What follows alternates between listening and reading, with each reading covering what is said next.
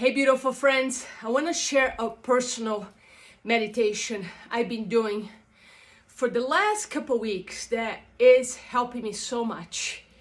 And it has everything to do about dissolving this personality of the ego that is very, very prevalent, very strong in our society especially, which is the controller. The one in us that says, I will figure this out. I will take control. I have to do something. If you missed my latest video on YouTube, I'm going to put a link under this video. Make sure to check out. It's a long video about how the controller in us is dying, and the more we resist this death, the more we suffer. So let me share my personal journey in the last few weeks. They have not been easy. If you notice, I wasn't even on social media much, sharing much content, because I was having some hard moments, and I feel way more light, back on heaven on earth, if you will. I've been asking a very powerful question during my meditations. So in my meditations, I become present. I connect with my emotional body first to see if there's anything, any trigger that needs to be transformed and purified. You cannot escape this part. Meditation is not about just connecting with love and light. In order to connect with love and light, you also connect with your emotional body and see where you're trapped in darkness, in heavy densities of shame, fear, anger. So, moving forward, I've been asking a very powerful question during my meditations, which is, what do I need to surrender? And who am I talking to? I am talking to the gray one, to gray spirit, to source, which I call God. Not a religious God, just pure energy of creation and unconditional love. You can call anything. You can even just say, it's your higher self. Just ask that question with sincerity. What do I need to surrender today? And this is the answer I've been getting over and over and over, and I will explain. Because my intention is to dissolve this controller. The answer is arrogance. Surrender your arrogance. The arrogance is something very strong in all of us, because it's a protective mechanism of the ego. When we say that person's wrong, that person needs to change, that's a lot of arrogance. Because who are we? Who am I to say that the path that person is taking, which is their, you can call karma, you can say, is their soul agreement as they came to this world. This is why you need to open your mind, your heart to some spiritual teachings, philosophies, universal laws. Because if you believe everything is random and you're just the body, nothing else, it will be very hard to navigate through this, let's say, chaos we all going through right now. So, because we all have free will, you cannot infringe into somebody else's free will and say that they should not be doing that, or even saying that person should not suffer, that person should not have that hard time. How do you know? How do I know? What we need to practice at the moment is fierce compassion, and still help, still serve in a way of relieving somebody's suffering. If there's somebody in front of you that is thirsty, that is hungry, that is cold, that is injured, you stop everything and you go help that brother or sister.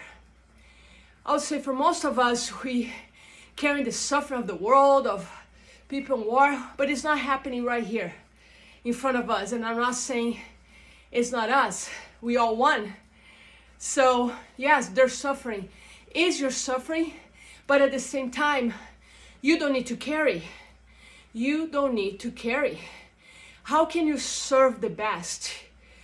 If you go to a village that is hungry, there is starvation there, would you say you need to also be hungry, starving? Well, doesn't make any sense, right?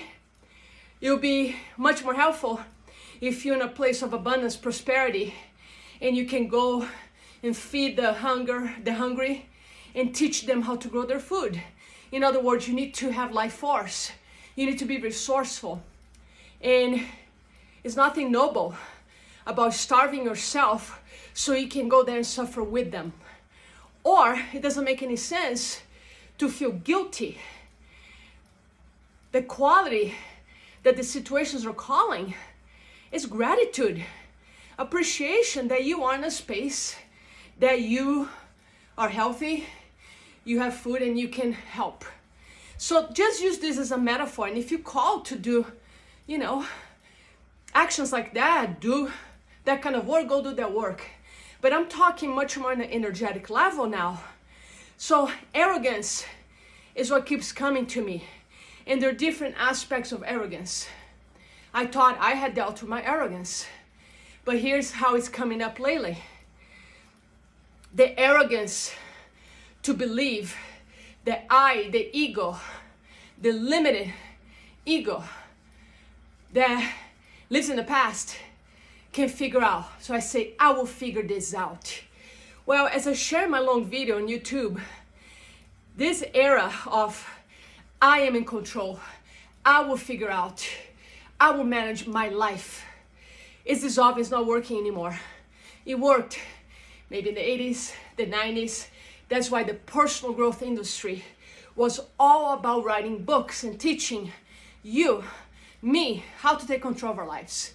And I'm grateful to those teachings, because the first step to shift your life from hell to heaven on earth is to actually take responsibility and know that you are in charge, but not in the way that we are taught. You're in charge of creating your reality. You're in charge of your energy. I've been talking for years about how we are responsible for our energy. And I used to talk more in a physical sense, mental, emotional, physical energy, and the spiritual energy in a sense that was just about know your values, know your vision, know your purpose. There's a fifth element of energy that I start talking about, and I'm going to be doing lots of talks on this, which is your energetic field. This field, this electromagnetic field that is around you. That's your reality. So at this point, we have plenty of evidence shown by quantum physicists, quantum mechanics experts, neuroscientists, plenty of evidence that we are creating our reality all the time, because our reality is creating within our field. So if you look at the world as a place of a lot of wrongness, we're going to hell, the next 4, 5, 6 years are going to be dark and hard, that's the reality you'll be creating for yourself. Why? Because when you have those thoughts, you're going to create a certain emotional state. Emotion is energy in motion. And those emotions are going to create sensations in your body. And much more serious and important, is going to create hormones, chemicals in your body of stress. So you might say, yeah, I'm in chronic stress because look who is our president, or I'm in chronic stress because of my children, I'm in chronic stress because of that person. I say this with love and respect. It's arrogance. And I've done plenty of that. And if I'm not vigilant with my mind, I will be sitting, judging somebody and still expecting that person to change. That's arrogance. So arrogance for me right now, it's about giving up the part of me that needs to figure out. That's the survival part. And the truth is, if you're watching this video, most likely you have a roof over your head, you have food, you have people in your life that you can ask for help. And if you don't, please reach out, ask for help. because we need to work together. We're much stronger together. There's nothing more destructive, in my opinion, than separating us. So my question is, are your thoughts, most of the thoughts you have every day, are leading to connection with yourself and God first, leading to connection with others? Or most of your thoughts are judgmental, are thoughts of survival and fear, and therefore they're thoughts of the ego, and they create more fear, more anxiety, and at the end, more separation. And we all do it. So I'm here to invite you to take charge of your energy we need to first make a choice. We can't change your life by changing your behaviors. We need to first make a sincere choice and choose love over and over and over again, and stop valuing fear. I write this in my book, What Will Love Say? You keep what you value. If you value fear, you're gonna keep hanging out arm to arm with fear, and that doesn't serve. We need to ascend. And at the same time, where you are, my brother, my sister, it's perfect. I send you so much love and compassion. We all are exactly where we need to be. The Sufi philosophy says, in our path of transformation, we have 1,000 veils of darkness to go through. But also says, we have 1,000 veils of light. Because if you think there's the veil like a coin, you might be hitting some really heavy stuff right now in your life. And that's the veil. But if you pierce through by surrendering, by allowing yourself to feel your emotions, right as you pierce, right there's resistance and there's truth at the same time. There's darkness and there's light. You pierce and you experience a tremendous amount of light. How do you know? Light in the body, in the heart, feels like joy and peace. And because joy and peace are not emotions, they are attributes of the heart. They're attributes of the spirit. You can be in a place where you're grieving, let's say, a breakup. You're grieving some kind of loss, even grieving the loss of what you thought this country would be because your candidate is not the president. Grieving some kind of loss, and at the same time have a deep, deep sense of joy and peace. I am in that place now. I was not in that place last week. That's why I even had a bad shoulder injury. I'm grateful I can do the bike right now. But I was in darkness. Why? I was facing one of the 1,000 veils.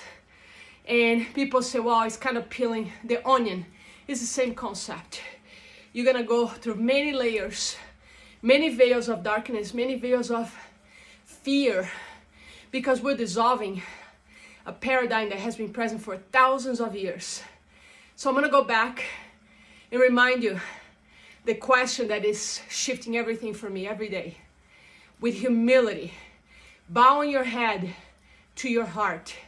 On your meditations, or when you're journaling, ask yourself, connecting with something, a higher power than you, what do I need to surrender right now?